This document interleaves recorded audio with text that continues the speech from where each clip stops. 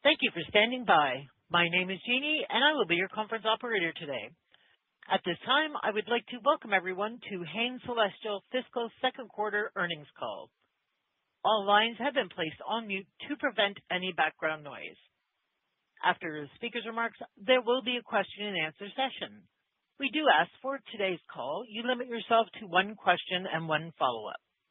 If you would like to ask a question during this time, simply press star followed by the number 1 on your telephone keypad. If you would like to withdraw your question, press star 1 again. Thank you. I would now like to turn the call over to Alexis Tessier, Head of Investor Relations. You may begin. Good morning, and thank you for joining us for a review of our fiscal second quarter 2026 results. I am joined this morning by Alison Lewis, our President and Chief Executive Officer, and Lee Boyce, our Chief Financial Officer. Slide 2 shows our forward-looking statements disclaimer. As you are aware, during the course of this call, we may make forward-looking statements within the meanings of federal securities.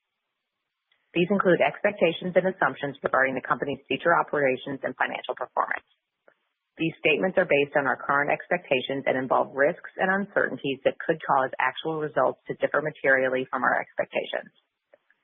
Please refer to our annual report on Form 10-K, quarterly reports on Form 10-Q, and other reports filed from time to time with the SEC, as well as the press release issued this morning for a detailed discussion of the risks. We have also prepared a presentation inclusive of additional supplemental financial information, which is posted on our website at hain.com under the Investors heading. As we discuss our results today, unless noted as reported, our remarks will focus on non-GAAP or adjusted financial measures. Reconciliations of non-GAAP financial measures to GAAP results are available in the earnings release and the slide presentation accompanying this call. This call is being webcast and an archive will be made available on the website. And now I'd like to turn the call over to Alison. Good morning, everyone, and thank you for joining the call and for your continued support of Hain. Today we will discuss the actions we are taking to advance our turnaround strategy and the results for our second quarter. First, let me start with an update on our strategic review. As previously communicated, we have been conducting a comprehensive strategic review with the goal of simplifying our portfolio, enhancing our financial flexibility, reducing our leverage profile, and maximizing shareowner value. The assessment phase involves a thorough review of our assets, operations, and market opportunities. As a result, we are executing our first decisive step to sharpen our focus on categories and brands in key markets where we can leverage our organizational strengths. On February 2nd, we announced that we reached a definitive agreement to sell our North American snacks business to Snackruptors, a family-owned manufacturer of food and baked goods in Canada, for $115 million in cash. Proceeds from the transaction will be used to reduce debt, thereby strengthening our company's financial position and leverage profile.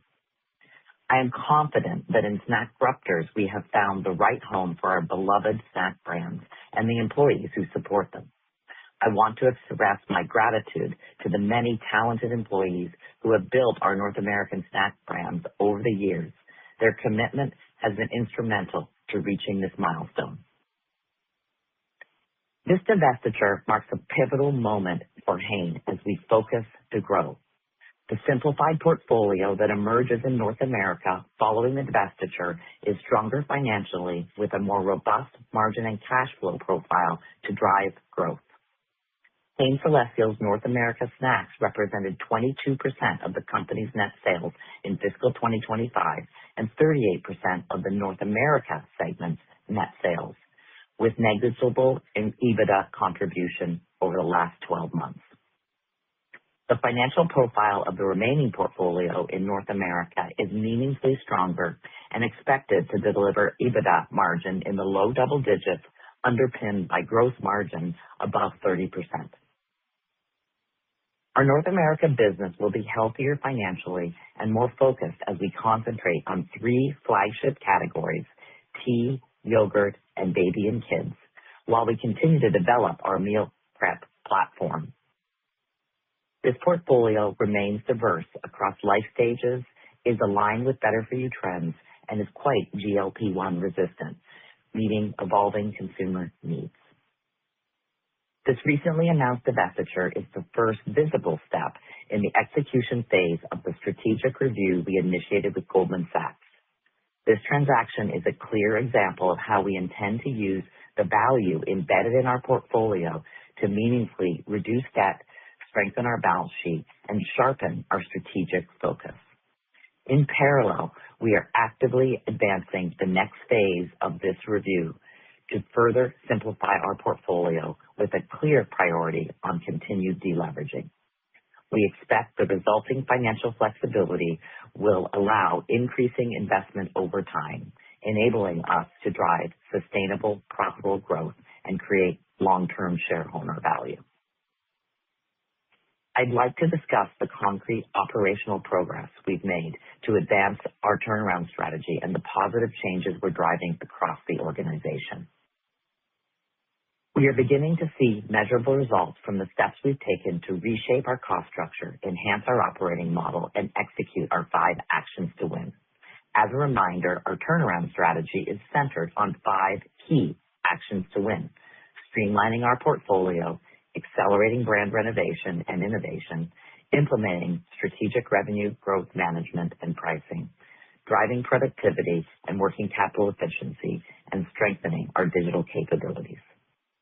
Underpinning our turnaround strategy is enhanced operating discipline.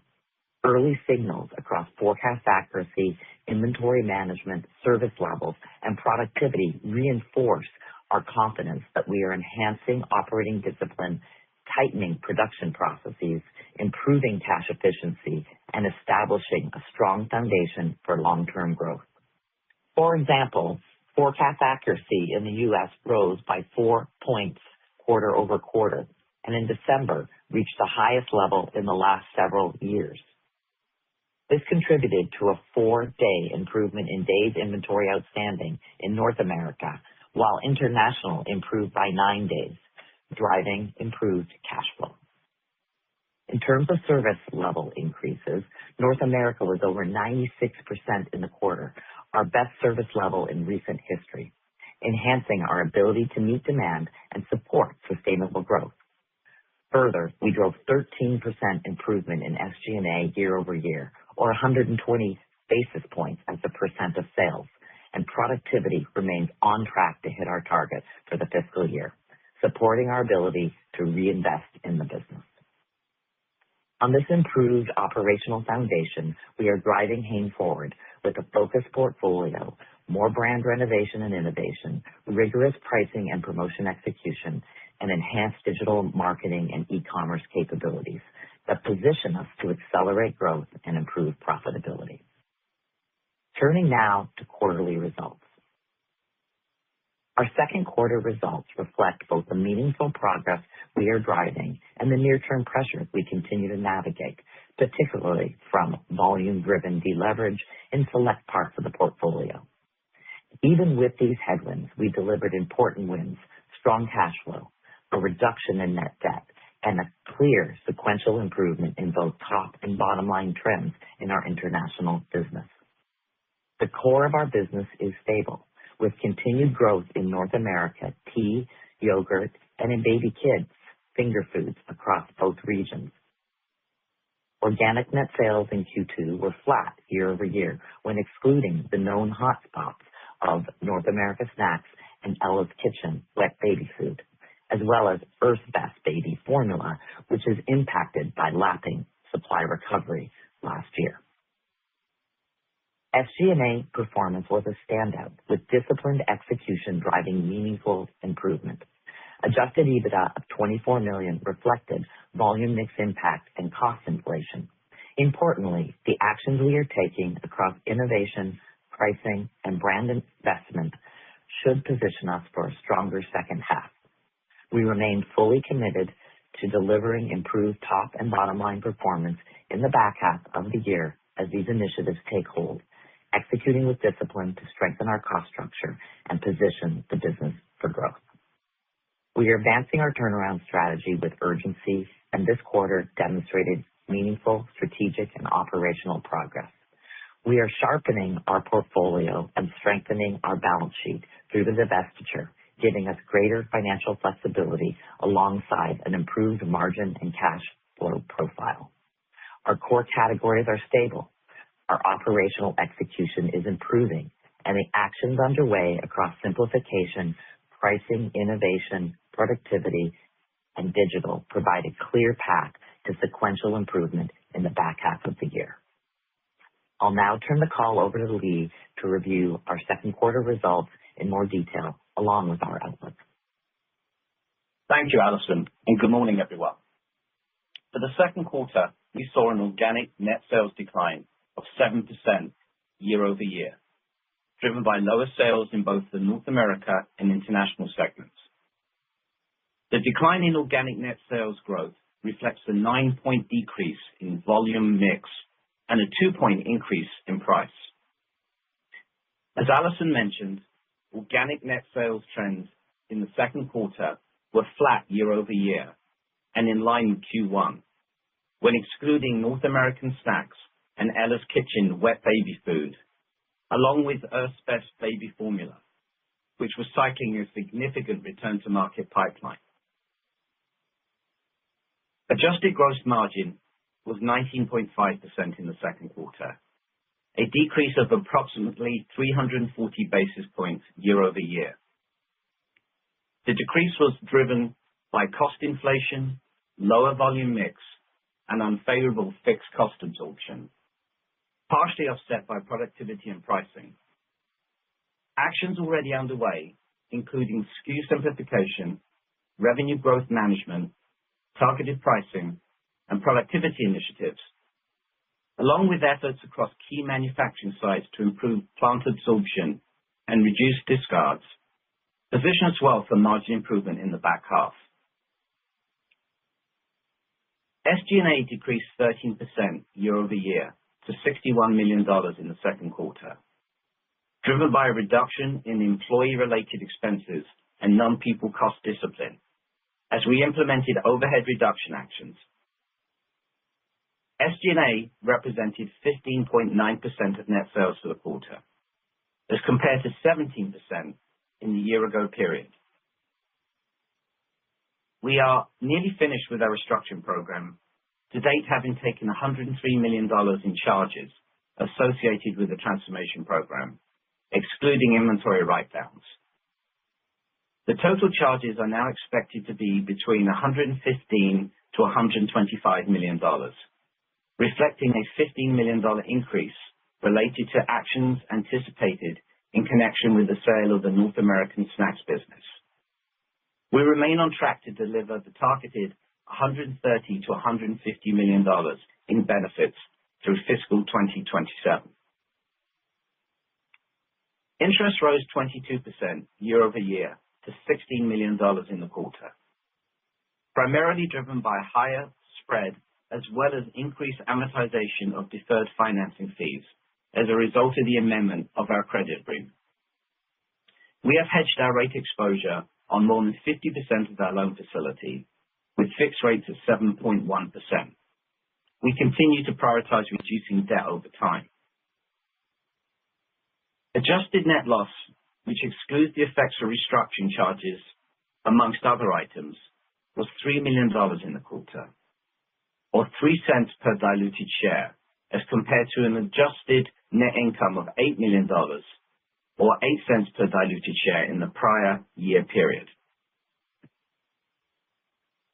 We delivered adjusted EBITDA of $24 million in the second quarter, compared to $38 million a year ago.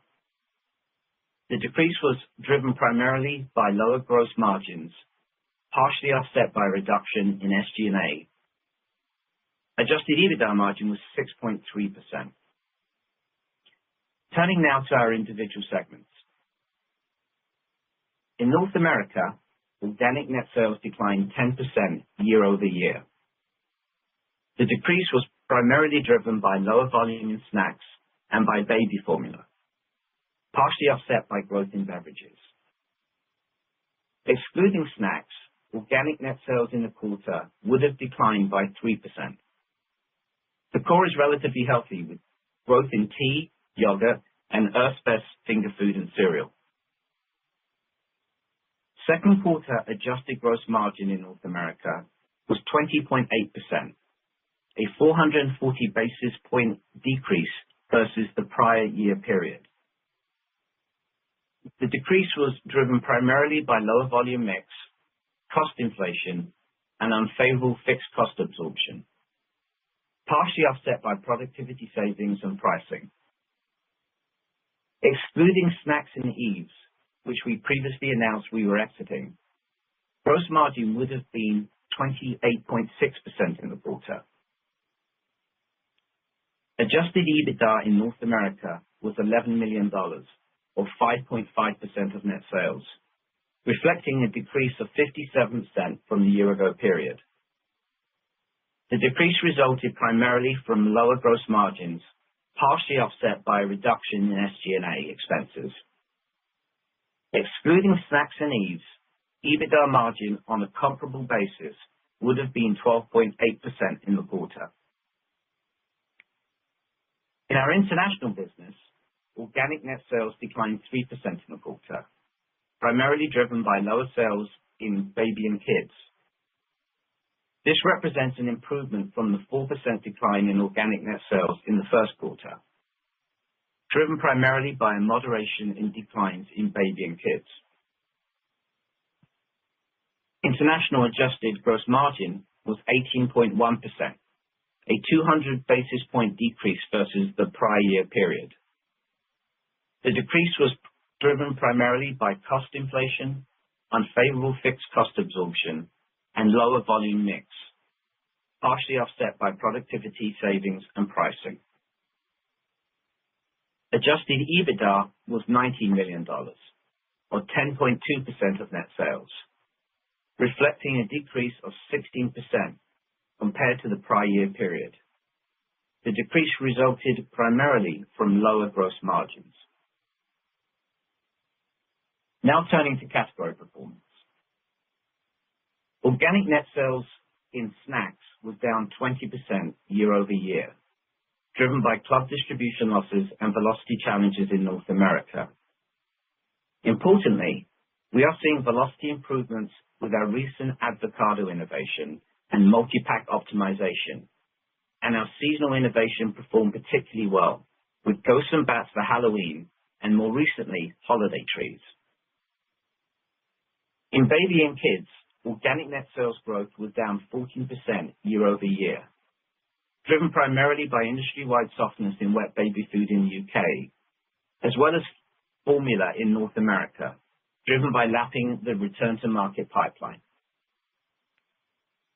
We have continued to see strength in Earth's Best finger foods and cereal in North America, each showing dollar sales growth of low double digits % year-over-year. Ella's Kitchen finger food also saw organic net sales growth up high teens year-over-year. And while still in decline, we are seeing signs of stabilization in the wet baby food category in the UK. In the beverages category, organic net sales growth was 3% year-over-year, driven by tea in North America, and demonstrating an acceleration from the 2% growth year-over-year in Q1. Celestial Seasonings Bag Tea grew dollar sales in the quarter, in part due to the recent launch of wellness innovation. In meal prep, organic net sales growth was down 1% year-over-year, as softness in spreads and drizzles in the UK was partially offset by strength in yogurt in North America. Greek Gods grew dollar and unit sales in the quarter by high teens % and gained share. Shifting to cash flow and the balance sheet. As Alison mentioned, we had strong cash delivery in the quarter. Free cash flow in the second quarter was $30 million, an increase of 22% compared to $25 million in the year-ago period. The improvement was primarily driven by inventory delivery, higher cash earnings, and improved payables, partially offset by lower recovery of accounts receivable. We are pleased with the progress we're making on inventory, driven by improved operating discipline. Inventory continues to be an area of focus for fiscal 2026. Days inventory outstanding improved to 75 days in the quarter, compared to 83 days in Q1 2026 and 77 days in the prior year period. Each day of inventory is worth approximately $3.5 million. We also made progress in our days payable outstanding, with days payable outstanding of 57 days in the quarter, in line with Q1 and an improvement from 56 days in the year-ago period. CapEx of $7 million in the quarter was up slightly from $6 million in the prior year period. We now expect capital expenditures to be in the low $20 million for fiscal 2026. Strong cash flow generation in the quarter brought cash on hand to $68 million and net debt to $637 million, a reduction of $32 million. We also have $144 million of available liquidity under our revolver and remain in compliance with all credit agreement covenants. Our credit facility matures in December of 2026. Accordingly, we have classified all of the associated borrowings as a current liability in our 10-Q. We have a disciplined approach to capital management and continue to prioritize debt reduction as the primary use of cash as we continue to act proactively to manage the upcoming maturity. Over the last 10 quarters, we have reduced net debt by $140 million.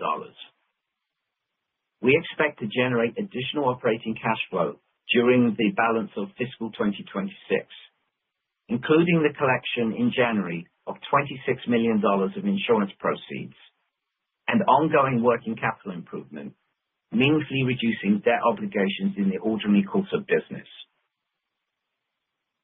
Our strategic review has yielded a multi-stage plan aimed at materially improving liquidity and leverage. The sale of the North American snacks business is an important first step, with net proceeds dedicated to debt repayment. Pro forma for the transaction, leverage would fall from 4.9 times at quarter end to approximately 4 times. As we execute the next phase of this plan, we are advancing additional actions to enhance financial flexibility, improve performance, and address the upcoming credit agreement maturity, including further asset sales and operational improvements. We believe that aligning the maturity solution timing with the execution of the multi-stage plan will enable us to achieve the strongest long-term outcome for the company and shareholders. We remain actively engaged with our lenders and are assessing opportunities to refinance our debt or extend maturities while evaluating potential capital raising or strategic transactions. We believe that the successful execution of these plans will enable us to refinance, extend, or repay our debt prior to maturity from a position of strength. Turning now to our outlook. As previously communicated, we are not providing numeric guidance on fiscal 2026 operating results at this time, given the uncertainty around the outcome and timing of the completion of our strategic review.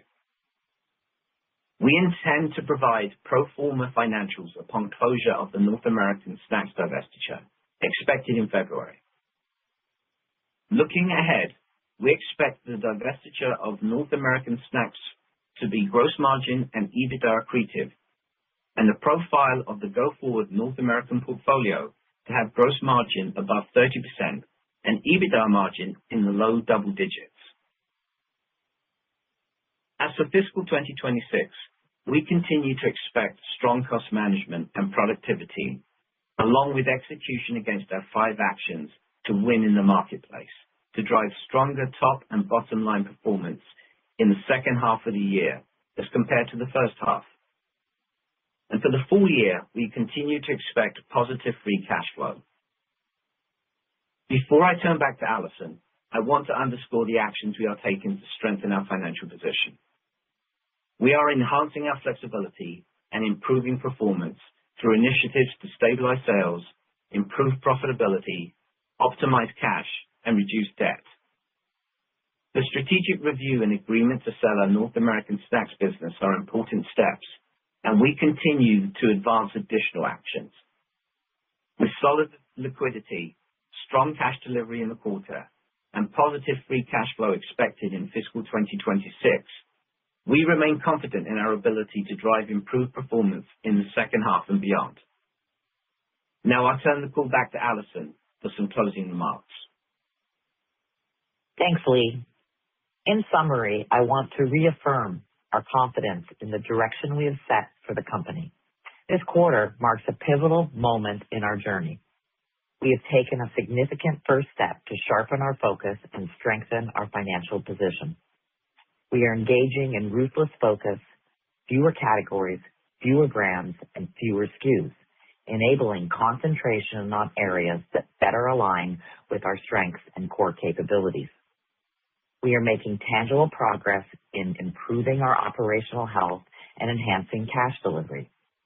The actions we have taken will drive a structural reset of our margins, and we continue to identify and remove costs from the business, freeing up fuel to invest. Q2 results demonstrate strong cash delivery, reduction in net debt, and a stable core business. We are attacking our challenges head-on and nurturing growth through our 5 actions to win. We are encouraged by the progress we are making as we focus on executing our strategy and building momentum quarter by quarter. While we continue to navigate pockets of pressure, we are executing with resolve, and we remain confident that the steps we are taking today position Hain to deliver sustainable, profitable growth and long-term value for our shareholders. That concludes our prepared remarks, and we are now happy to take your questions. Operator, please open the line. At this time, I would like to remind everyone, in order to ask a question, press star, then the number 1 on your telephone keypad. And your first question comes from the line of Jim Salera with Stephens Inc. Please go ahead. Hey, Alison. Hey, Lee. Good morning. Thanks for taking our question. I wanted to start off with maybe Good morning. I wanted to start off with maybe some more details around the decision to divest the snacks portfolio. If we go back to the Investor Day in 2023, you guys called out a couple different categories, to focus on as grow. Snacks was one, the baby and kids, and then beverages. I think there were 6 brands, 3 of which were snacks. And then over the preceding years, there's been a lot of focus on innovation in the snacks portfolio, getting better placement and away from home, things like that. And so clearly something's changed. You guys think that there's more value in focusing on other areas of the portfolio. So we'd just love if you can kind of help us bridge, what changed in your thinking or what you've seen in the market from, that 2023 until now, to result in divesting the snacks. Sure. I'll jump in first. So good morning. Look, you know that our first action to win is all about simplifying our portfolio. We needed to, take some action in North America that would allow us to really focus to grow. As we assess the various businesses, stepping back and looking at sort of rights to win and what it takes to win in a category like snacks, the reality is that there are a lot of capabilities, given that this is an impulse category, that I would argue are more difficult for us to develop. So if you think about impulse categories that are fundamentally demand creation categories, you need to have, really heavy and intense innovation. You need to have strong marketing investment consistently. You need to have DSD-like merchandising to drive, again, kind of that impulse purchase. If you look at sort of the rest of our portfolio, it tends to be more center of store in North America. And, center of store categories are fundamentally demand fulfillment. So the demand's already there, and it's not quite as competitively intense. So that is, one of the key reasons when we looked at, our portfolio, where was sort of the biggest opportunity for simplification. I'll also add, and you saw that, snacks over the years had become somewhat financially challenged for us as a business. We had become over-reliant on the club channel. That club channel is really great when you have that business, really challenging when you don't have that business.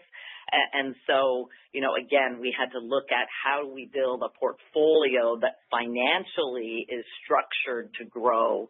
And we firmly believe that as we divest the snacks business, having a portfolio in North America that has gross margins 30+% and has EBITDA margins in the low single digits, it's going to put us in a position where we truly can invest and truly can focus to grow. Yeah, I would agree. And I guess just building on that, just what Alison said, I mean, the operating model, talent profile, capital allocation priorities are very different. And what we called out is you kind of look forward is ex snacks, and we also said ex Eves as well, because that's another piece of business we previously disclosed that we'd gotten out of. The gross margin profile, of those businesses, 28.6.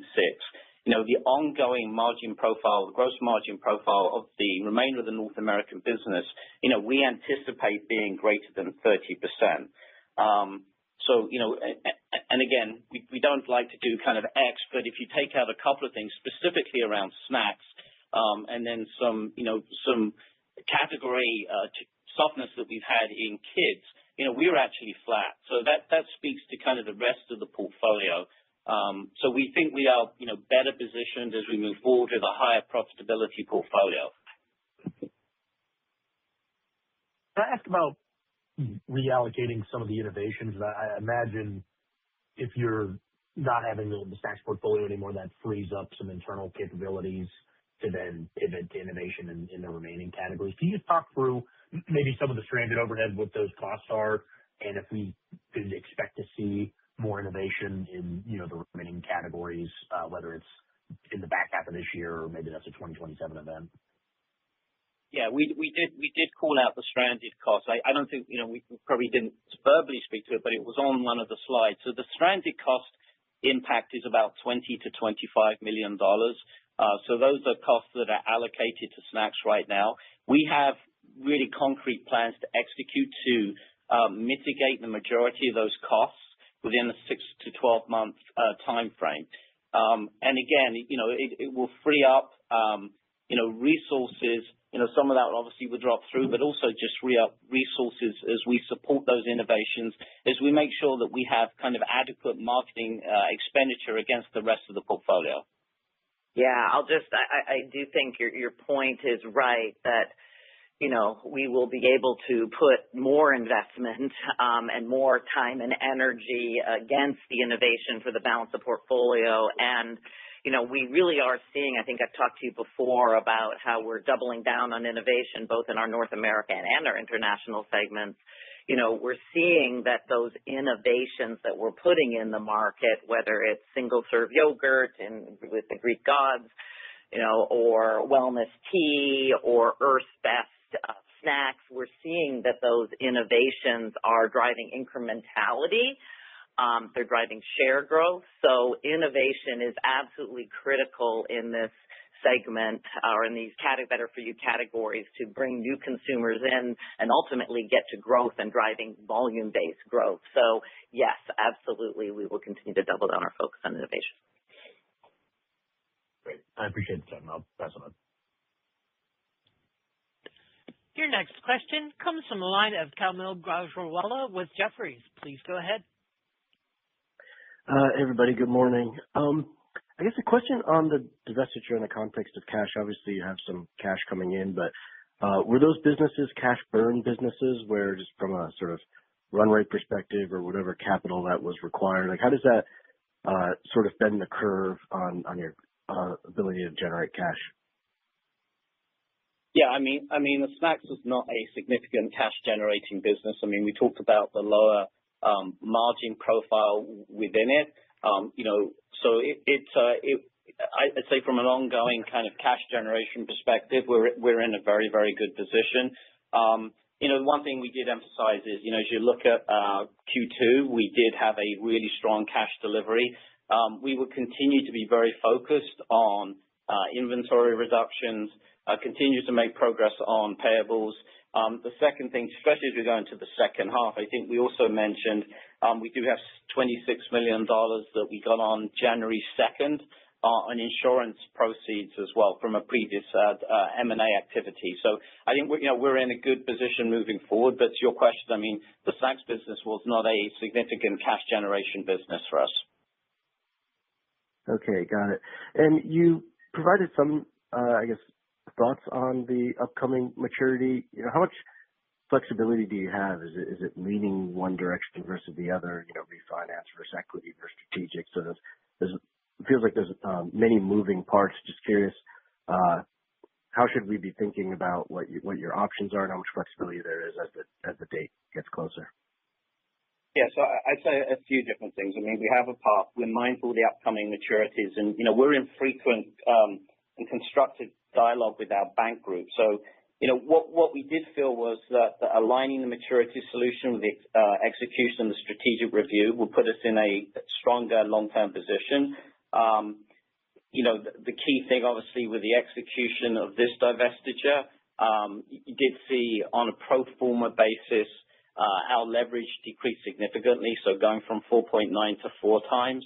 Again, we are also continuing under that strategic review to look at other options. So, again, we're mindful of it. We're working through good discussion with our bank group, and we're continuing to just do a thorough evaluation of our strategy and our portfolio. So, again, the 4 times is versus the covenant we have that takes us all the way through to the 22nd December, which is 5.5 times. So we have significant headroom under the current. But again, we're in ongoing dialogue to make sure that we come up with the right optimal long-term capital strategy.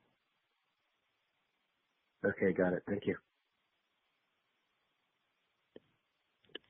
Your next question comes from the line of John Baumgartner with Mizuho. Please go ahead.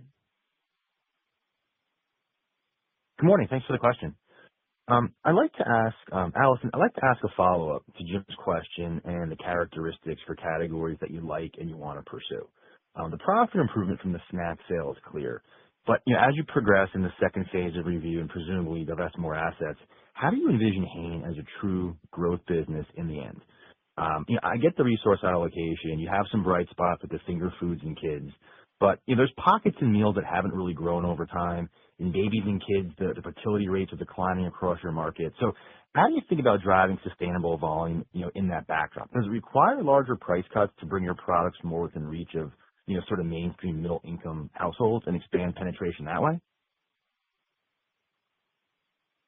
So, as I look at, again, I'll sort of focus it, I guess, on North America, given that we're focused there with the divestiture.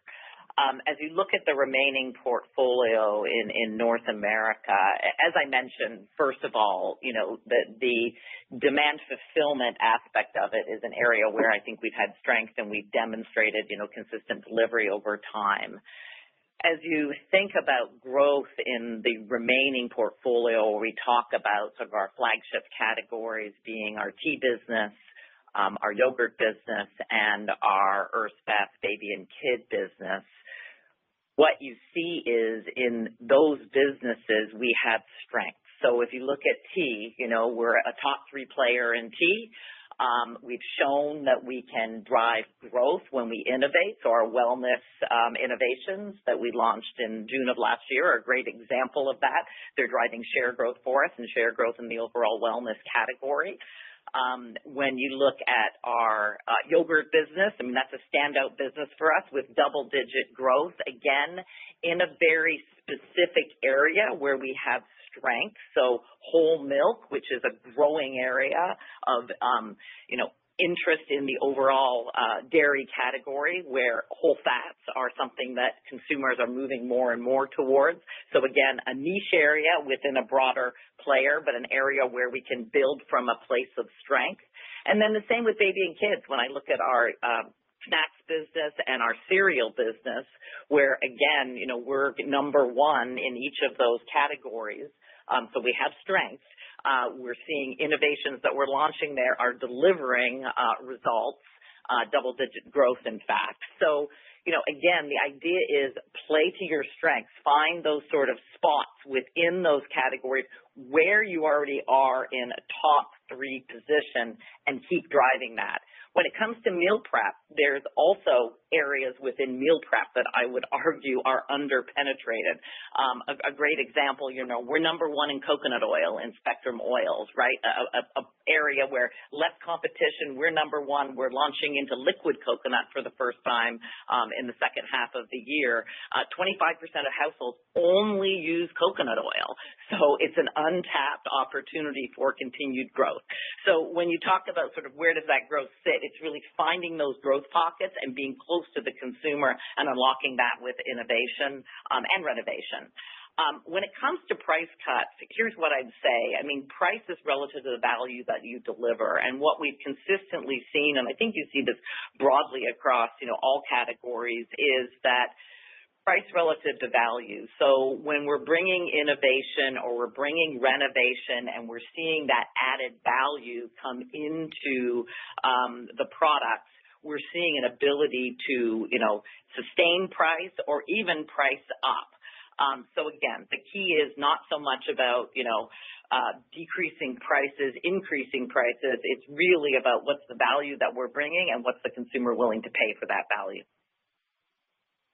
Okay, thanks for that. And then for Lee, in terms of the potential or I guess likelihood of additional asset sales from here, are there cost basis or tax considerations or any other factors that might limit your degree of flexibility in divesting certain businesses?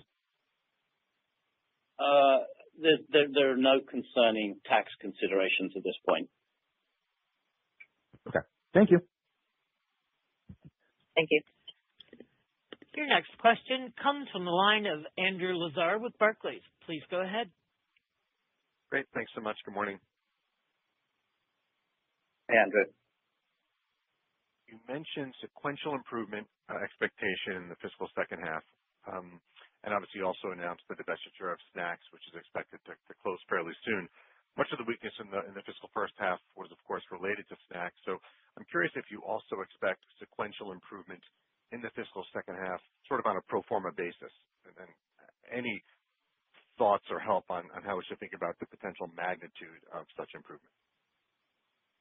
Yeah. So I think we talked in the first part of the call a little bit about sequential improvement in our international segment. We saw that from first quarter to second quarter, and we expect that to continue in the international segment.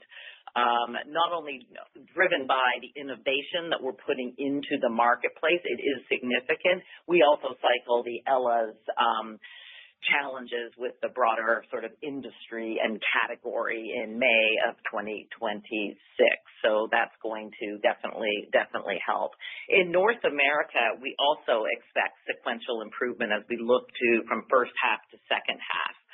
We saw that actually in our tea business. If you look at Q1 to Q2, we see that pick up with the rest of our businesses as we launch innovation. So when you think about our yogurt business, that's doing very well. We continue to expand our single serve Greek Gods yogurt, which is driving a lot of incrementality, about 60% incremental to the business and almost 100% or the category and almost 100% incremental to our business. When you look at our Earth's Best business, we are launching 7 SKUs in the big kids snacks area. That's an area we have not been in the past. So we're launching bites, we're launching ways, we're launching sticks. All of those things have added protein, have added fiber, and so they really play into where the market is moving. So again, the sequential improvement comes from that innovation. We also see the full realization of the pricing actions we've taken. As you know, pricing actions have been rolling in across baby, across tea, across meal prep. As we executed the first half, in the second half, we see the full benefit of that, along with we'll continue to tighten up sort of our promo efficiency and effectiveness. So definitely we are looking to drive sequential improvement first half to second half overall. And we have a lot of activities against our 5 actions to win to help drive that. Yeah, and I just building on that a little bit, we expect our margins in the second half to improve for the reasons Alison mentioned. I mean, RGM, we did have some impact, and we talked about it in the second quarter on manufacturing, on absorption. we expect to get, improvements in our manufacturing footprint, continue to drive productivity. We're reducing some of our waste as well. So we expect to see that as we move through. So we expect to see an improving margin profile as well. Great. Thank you for that. And then just regarding stranded costs, you call out the $20 to $25 million on an annual basis, and obviously you're going to do what you can to mitigate that as soon as you can. But I guess in the near term, should we think about EBITDA being impacted for a period of time when the deal closes because of the stranded costs? And does the times pro forma leverage include or exclude the stranded costs? Thank you. Yeah, so we do. The pro forma leverage did include some of the stranded costs and then some of the other benefits as we've taken out. Moving forward, there will be some short-term pressure with the stranded costs, but we do have a very detailed plan to get those out in a short period of time. We said the 6 to 12 month period. So it is something, again, there's a number of elements. It's primarily in the SG&A side, a little bit in our distribution and warehousing network, but we have action plans to get those out. So I'd say you would see some pressure in the first quarter, but that will dissipate as we execute those actions very, very quickly. Thank you. Again, if you would like to ask a question, press star 1 on your telephone keypad. And your next question comes from the line of Anthony Vendetti with Maxim Group. Please go ahead.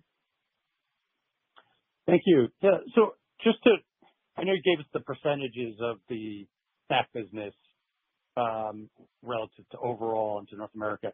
If we had a look at either the last 12 months or fiscal year 25, what was the actual revenue contribution from the snack business?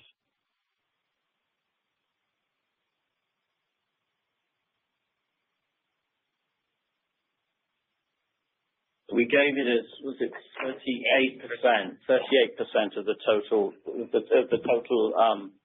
North America number. Okay. Was that business? I know you said that there was. I think you said the gross margin on that business was 28.6. Not that far off from what you're looking. No. Sorry. Just one correction there. That gross margin was ex the snacks business. So the snacks business was extremely dilutive to that. So that's why we wanted to give you ex the snacks business. Got it.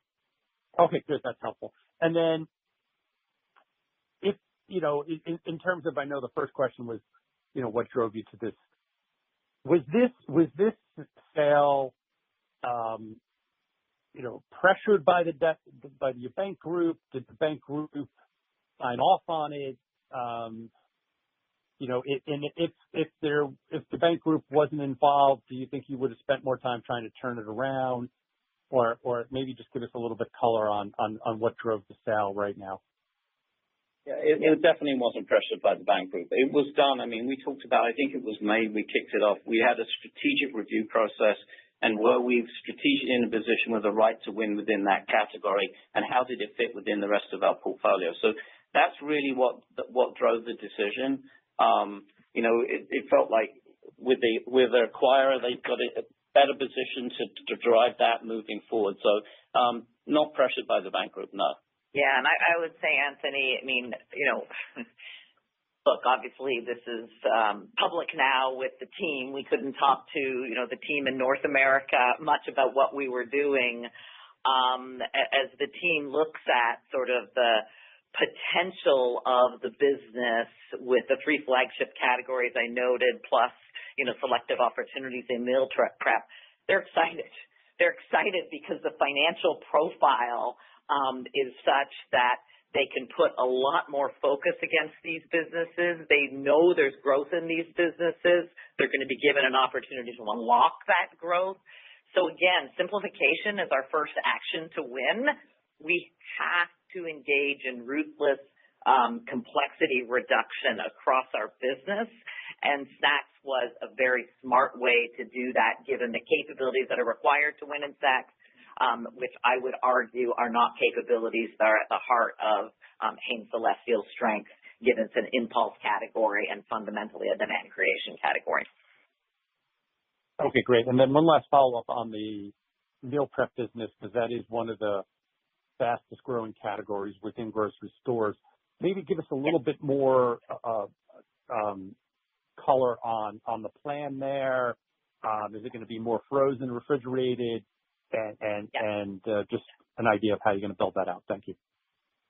Yeah, you're right. Meal prep is actually an exciting area, and as we're looking at how do we put some additional focus against that business without the snacks business in North America. We're looking at sort of doubling down on innovation. So we're already talking about and building out our pipeline related to Maranatha. You heard me talk about liquid coconut oil on Spectrum. 25% of households only using coconut oil, and we're number one right now, but we don't have a liquid product. That's another great example. So we will absolutely look at ways we can unleash the opportunity within meal prep as we go forward, because we know it's a growth category.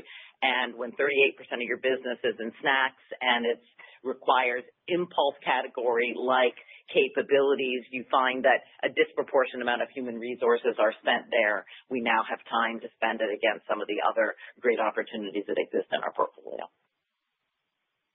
Okay. And I would just like to conclude with congratulations on the permanent appointment as CEO, Allison. Thank you. Thank you very much. Continue to be energized by it. Your next question comes from the line of John Anderson with William Blair. Please go ahead. Good morning. Thanks for the question. I was wondering if you could help us just with kind of the cadence in the baby and kids business. There are, I guess, a couple of there are transitory events that are affecting the organic growth in that business. You cited the first one as being pipeline associated with the Earth Balance relaunch last year, and then just kind of the industry-wide challenges in wet baby in the UK. Can you remind us, the timing of those? When will those be cycled or kind of out in the base, if you will? And do you kind of expect post that that the baby and kid business is in a position in aggregate to grow? Thanks.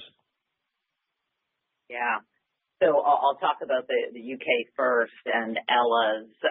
So the BBC Panorama documentary came out in early May of last year.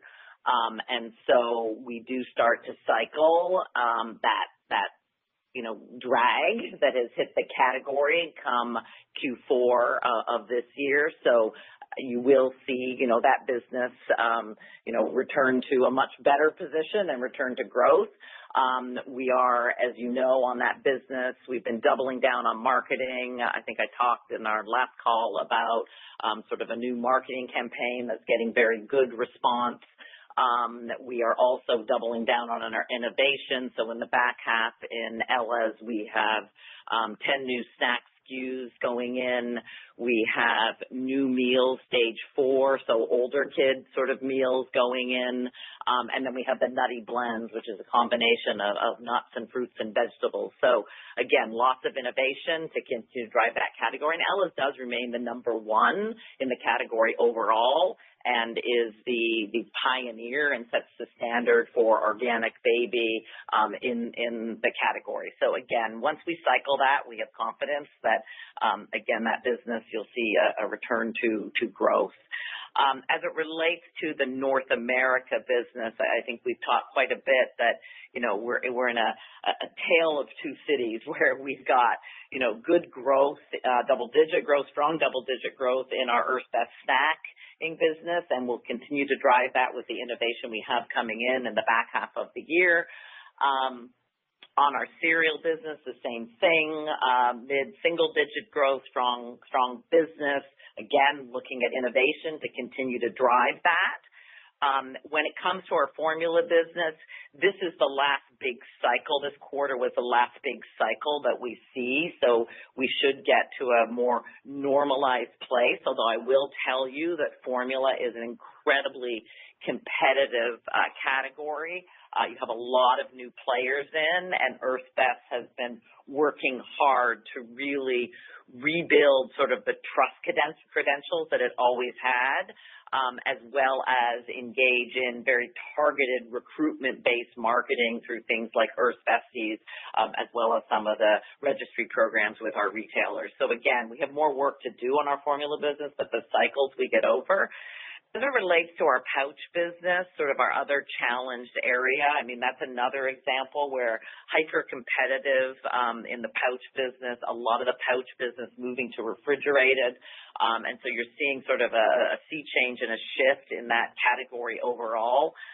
We will still be cycling some exits of that business as we look to, we talked to you, I think, our last earnings call about the 30% SKU reduction in North America. We continue to drive that.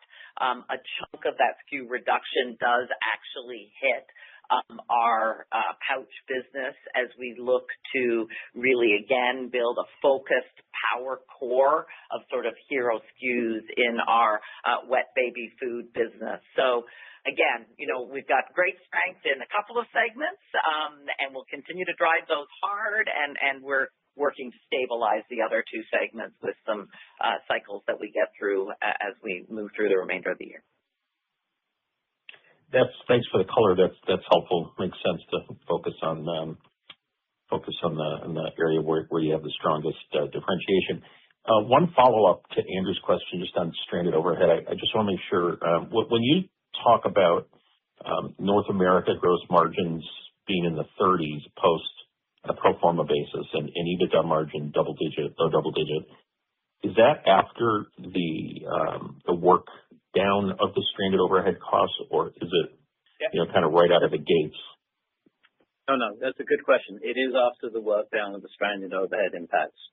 So again, that's why we've emphasized, we have action plans to take those out on a kind of a short-term basis, moving very aggressively, but it is after that work down. That's right.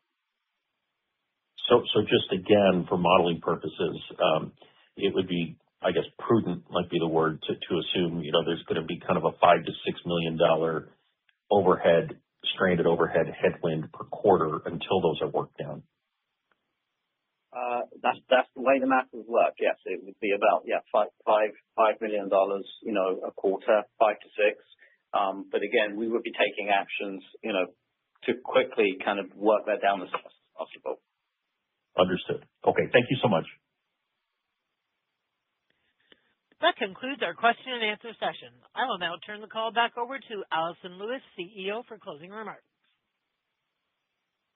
Great. Well, thank you, everyone, for joining today. I'll just reaffirm our confidence in the direction that we're taking.